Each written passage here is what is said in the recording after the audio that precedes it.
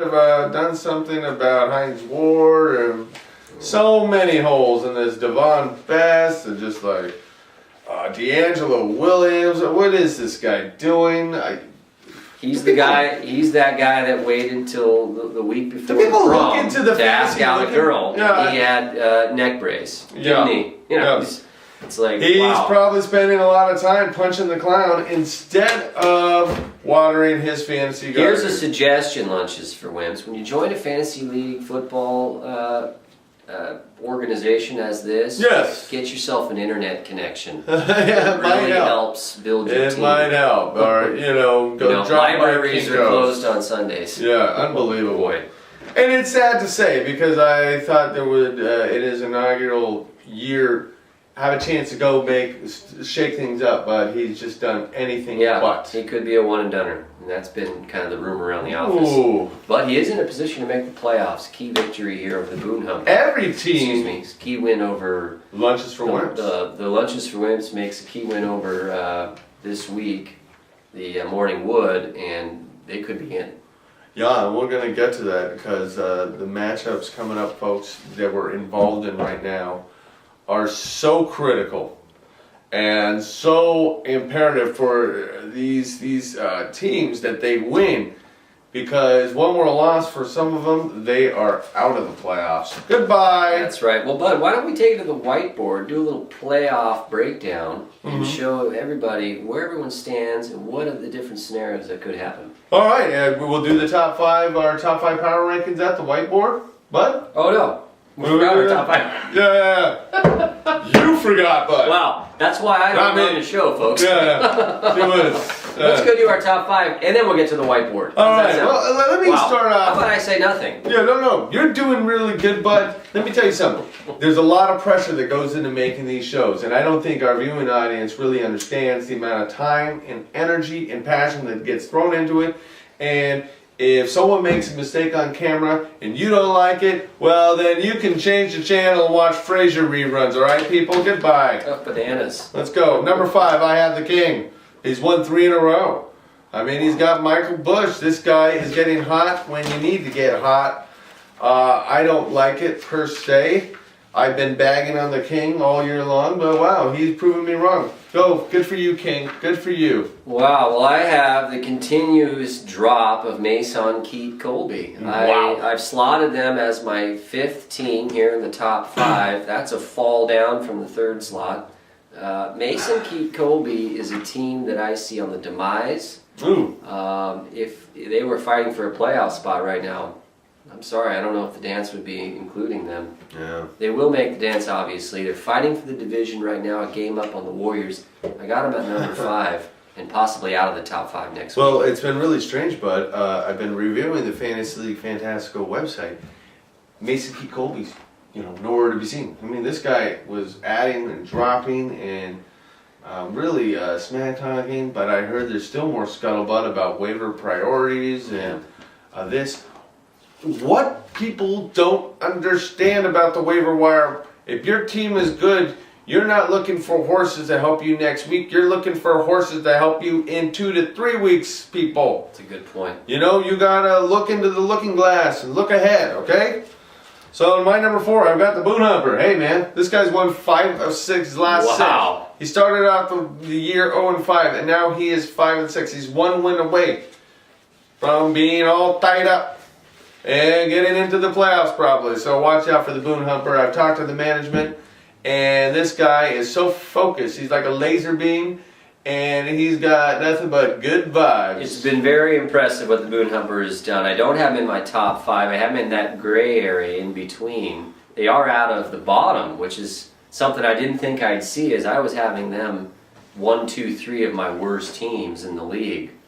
Perennially. Yeah. But the team has won 5 of 6. He's worked the wire tremendously. He's rebuilt that team. I think the concern going forward with Boone Humper is, what do you do with Frank Gore? Do you play Kendall Hunter? That's going to be a tough one in an RB2 situation. At least the Boone Humper was forward thinking enough to get Kendall Hunter. All right. My number 4 team is the Rollers. The Rollers taking the Rollers have dropped from number 1 to number 4.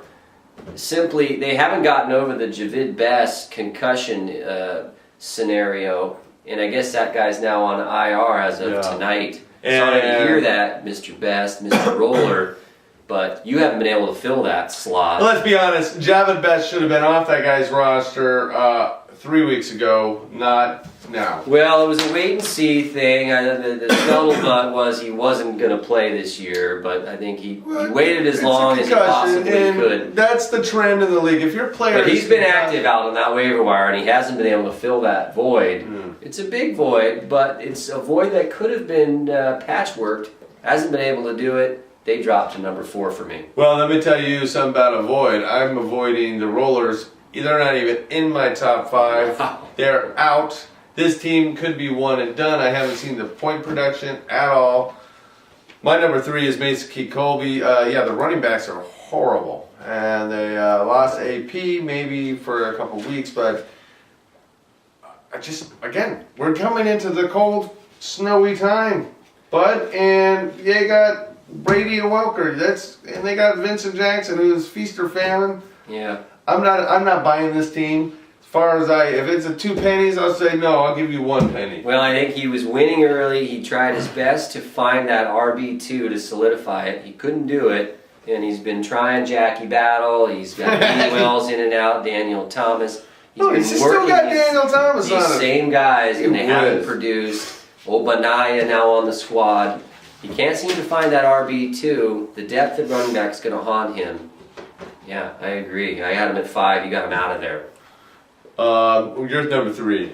You good? Number 3, I got the goods. Good. The goods again. The wide receiver core was something that we talked about a few weeks ago as being maybe one of the best we've ever seen on a team. It's tapered off a little bit. We don't know what we're getting out of Andre Johnson. AJ Green's been hurt. Marquez Colston is. Now he's got Earl Bennett in there without a quarterback. Earl Bennett is a worthless play in my opinion. Yeah.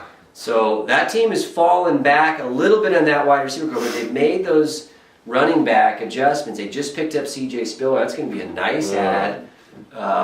Maybe Tate's not. got good matchups going down, so I think they solidified that RB2. But I don't know what are you smoking, Bud? I mean, the goods are the bats in the top 5, and right now they're a win away from taking control of that Eastern Division. Oh God, I don't even have the goods in my top 5. The goods, this team.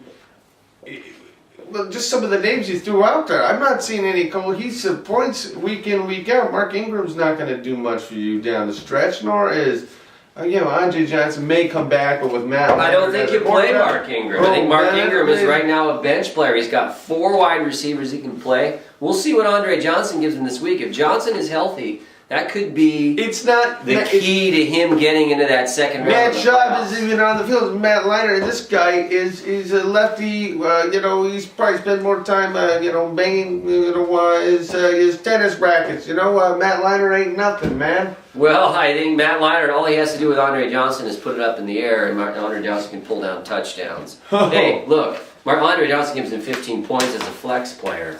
Oh, that's fine with me. All right. Wait, who's the goods quarterback again? Matt Ryan. A weakness there. Inconsistent play. That's way too They're high. running the ball a lot late in the season. He has a quarterback needs.